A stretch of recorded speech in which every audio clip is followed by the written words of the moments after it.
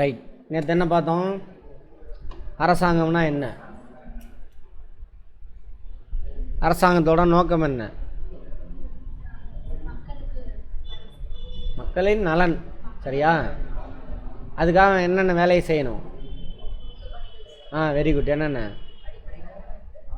நீங்கள் அடுத்தது அடிப்படை கட்டமைப்பு வசதியை மேம்படுத்தணும். அப்புறம் நிதியா? அதுக்கு முன்னாடி இன்னொன்று, சட்டம் ஒழுங்கை பராமரிக்கணும். கதையாக புரிஞ்சுக்கணும், மனப்பாடம் படிக்கக்கூடாது. சரியா?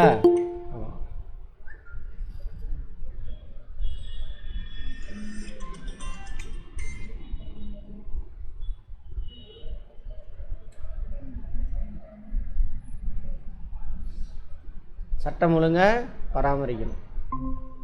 அதுக்கப்புறம் தான் என்னது? இராணுவம். இது மூணு. அரசாங்கத்தில் மொத்தம் எத்தனை தூண் இருக்குது? பில்லர்ஸ் 3. யார் யார்? உங்கள் பேர் என்ன சொன்னீங்கம்மா? ஸ்டாலின். சொல்லுங்க பார்ப்போம். என்னென்ன தூணு?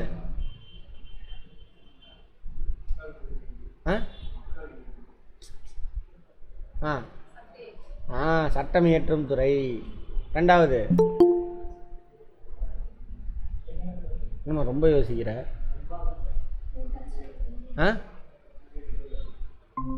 என்ன ரொம்ப யோசிக்கிறீங்க? எக்ஸிக்யூட்டிவ், செயல்படுத்தும் துறை. 3வது நீதித்துறை. 3. 4வது தூண் எது? டெமோக்ரஸியா? மீடியா. குழந்தைத்தனமாக கவனிங்க. நீங்கள் போகிற யோசிச்சு நம்ம கதை மாதிரி சொல்லித்தரேன், அது சொல்கிறதுக்கு என்ன? இவ்வளோதான் நேற்று பார்த்தோம். மக்களுக்காக அரசாங்கமா, அரசாங்கத்துக்காக மக்களா? மக்களுக்காக தான் அரசாங்கம். ரைட். இப்போ நம்ம இந்தியாவில் அரசாங்கம் எப்படி இருக்குது, என்ன இருக்குதுன்னு பார்க்க போகிறோம். எல்லாமே கேள்விங்க. நீங்கள் படிக்கிறது எல்லாமே கேள்வி தாங்க. இந்தியாவில் பார்த்தீங்கன்னு வச்சுக்கோங்க, ஃபெட்ரல் கவர்மெண்ட் அப்படின்னு சொல்லுவாங்க, அடுக்குமுறை அரசாங்கம்.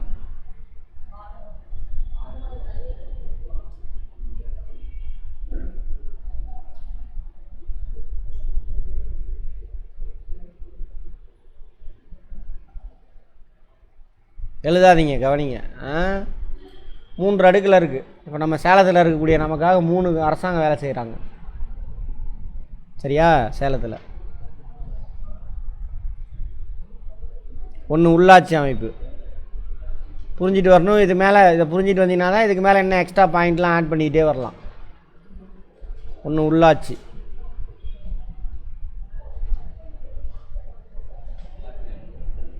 இங்கிலீஷில் லோக்கல் பாடிஸ். உள்ளாட்சி அமைப்புனா எதுமா யாருக்கா தெரியுமா?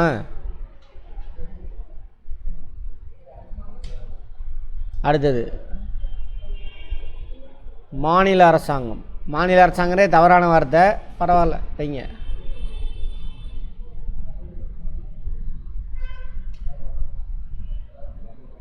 State government.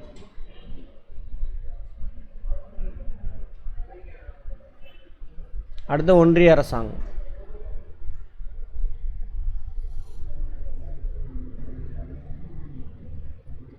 Union government. இப்படி 3 அரசாங்கம் நம்ம ஒருத்தனுக்காக வேலை செய்யுது. சேலத்தில் இருக்கிறவங்களுக்கு உள்ளாட்சி அமைப்பு எது சார்? மாநகராட்சி. சேலம் மாநகராட்சி இருக்கா? சேலம் கார்பரேஷன்.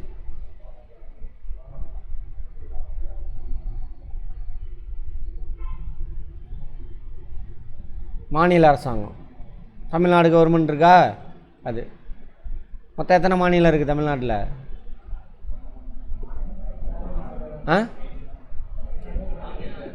8 38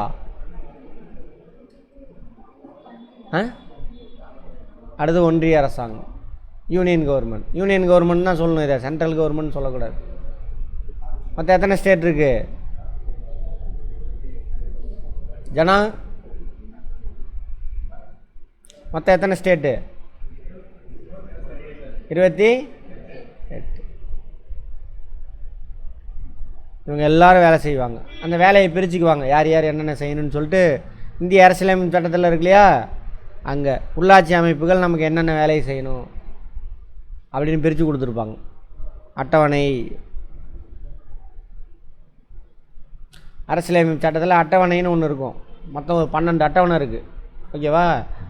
அதில் 11வது அட்டவணையும் 12வது அட்டவணையும் உள்ளாட்சி அமைப்புகள் என்னென்ன வேலையை செய்யணும்னு சொல்லியிருப்பாங்க. ரோடு போகிறது, அந்த தெரு ரோடெலாம் போடுறாங்களே, அது சாக்கடை க்ளீன் பண்ணுறது, ஸ்ட்ரீட் லைட் போடுறது, அதெல்லாம் அவங்க தான் செய்வாங்க. ஓகேவா? அடுத்து மாநில அரசாங்கம் என்னென்ன வேலையை செய்யணும், ஒன்றிய அரசாங்கம் என்னென்ன வேலையை செய்யணும்னு சொல்லிட்டு அட்டவணை. எந்த அட்டவணை ஜனா? ஒன்றிய அரசாங்கம் என்னென்ன பணியை செய்யணும், மாநில அரசாங்கம் செய்ய வேண்டிய பணிகளை பற்றின அட்டவணை எது? 5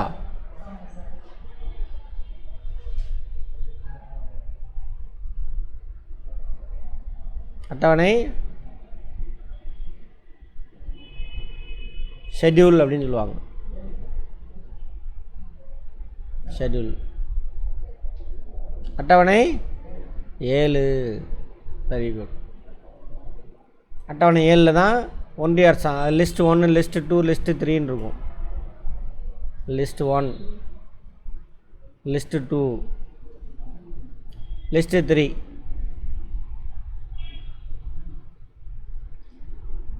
பட்டியல். லிஸ்ட்டுனா தமிழில் வந்து பட்டியல். லிஸ்ட் 1ல் ஒன்றிய அரசாங்கம் என்னென்ன வேலையெல்லாம் செய்யணும் அப்படின்னு அதில் சொல்லியிருப்பாங்க. லிஸ்ட்டு 2ல் மாநில அரசாங்கம் என்னென்ன வேலையெல்லாம் செய்யணும் அப்படின்னு சொல்லியிருப்பாங்க. லிஸ்ட்டு 3ல் மனப்பாடம் பண்ணாதீங்க, புரிஞ்சுக்கிட்டு வாங்க. 2 பேரும் அந்த வேலையை செய்யலாம், சேர்ந்து செய்யலாம். இதுக்கு பேர் லிஸ்ட் 1க்கு பேர் ஒன்றிய பட்டியல் அப்படின்னு போட்டுருவாங்க. யூனியன் லிஸ்ட், ஒன்றிய பட்டியல். லிஸ்ட் 2 மாநில பட்டியல். லிஸ்ட் 3 பொதுப்பட்டியல். 2 பேர் சேர்ந்து செய்யலாம். இப்போ இராணுவம்லாம் பார்த்தீங்கன்னு வச்சுக்கோங்க, ஒன்றிய பட்டியலில் இருக்கும். இராணுவத்தை ஒன்றிய அரசாங்கம் தான் பார்த்துக்கணும். வெளியுறவு, வெளிநாட்டோட உறவு அதெல்லாம் இருக்குல்ல, எல்லை பிரச்சனை, அதெல்லாம் ஒன்றிய அரசாங்கம் தான் பார்த்துக்கணும். மாநில அரசாங்கத்துக்கு கிடையாது. புரிஞ்சுதா? புரியுதா இல்லையா? இப்போ கச்சத்தீவு இருக்கு இல்லையா, அதை பற்றி பேசிகிட்டு இருக்காங்க லேட்டஸ்ட்டாக. யார் தாரவார்த்தாங்கன்னு சொல்லிகிட்டு இருக்காங்க? காங்கிரஸ். ஆனால் பேசுகிறது இங்கே எப்படி பேசிகிட்டு இருக்காங்க? அதில் இன்னும் வரலையா? இன்னும் கரண்ட் அஃபேர்லாம் படிக்கலை போல் இருக்கு. சரி, ரைட். அடுத்தது பொதுப்பட்டியல். 2 அரசாங்கம் சேர்ந்து செய்யலாம். இப்போ கல்வி, அதில் தான் நம்ம மாட்டிட்டு முழிச்சிட்டு இருக்கோம். ஒன்றிய அரசாங்கம் அந்த கல்வி நிறுவனம் நடத்தலாம், நம்மளும் நடத்தலாம். போலீஸ் யார் கண்ட்ரோலில் இருக்கும்? மாநில பட்டியல். இராணுவம் பொதுப்பட்டியல், பொதுப்பட்டியல். இராணுவம் ஒன்றிய பட்டியல், அந்த மாதிரி. அப்போது 3 அடுக்கில் நமக்கு அரசாங்கம். இப்போ 3 பேரும் நம்ம சேலத்தில் உள்ள மக்களுக்காக ஒர்க் பண்ணுவாங்க. ஒவ்வொரு இந்தியாவில் இருக்கக்கூடிய ஒவ்வொரு மக்களுக்கும் 3 பேர் இருப்பான். அவன் என்னென்ன வேலையை செய்யணும்னு சொல்லிட்டு எங்கே சொல்லியிருக்காங்க? அட்டவணை 7ல் ஒன்றிய அரசாங்கம் மாநில அரசாங்கம் என்னென்ன வேலையை செய்யணும்னு சொல்லியிருக்காங்க. அட்டவணை 11, 12ல் உள்ளாட்சி அமைப்புகள் என்னென்ன வேலை செய்யணும்னு சொல்லியிருப்பாங்க. அதுக்கு உட்பட்டு அவங்களாம் வேலை செய்வாங்க. ஓகேவா? ரைட். இப்போ நம்ம பார்க்க போகிறது இந்த ஒன்றிய அரசாங்கத்தில் அரசாங்கம்னா எத்தனை தூண் இருக்கணும்? 3 தூண். சட்டம் இயற்றும் துறை, செயல்படுத்தும் துறை, நீதித்துறை. கதை மாதிரி தானே சொல்லி கொடுத்தேன். சட்டத்தை இயற்றக்கூடியது ஒன்று, செயல்படுத்துறது ஒன்று, சட்டத்துக்கு உட்பட்டு அவன் செயல்படுத்தியிருக்கானா அப்படின்னு செக் பண்ணுறதுக்கு ஒருத்தன். சரியா? சட்டம் இயற்றும் துறை. இப்போ நம்ம பார்க்க போகிறது ஒன்றிய அரசாங்கத்தில் யார் யார் இருக்காங்க, மாநில அரசாங்கத்தில் அது மாதிரி யார் யார் இருக்காங்க அப்படின்னு பார்க்க போகிறோம். அப்புறம் உள்ளாட்சி அமைப்பு அப்புறம் பேசிக்குவோம். ஓகேவா? ஒரு அந்த இது கொடுத்தனா கொஸ்டின் பேப்பரு, அது எல்லாம் ஆன்சர் வந்து இப்போ இந்த கிளாஸை இன்றைக்கி நாளைக்கு நடக்கும். 2 நாளைக்கு அட்டன் பண்ணி முடிச்சு, நாளைக்கு இல்லை, திங்களும் இல்லையா, செவ்வாய்க்கிழமை, இந்த 2 நாளில் கிளாஸ் அட்டன் பண்ணிங்கன்னா அது எல்லாத்துக்கும் ஆன்சர் வரும்.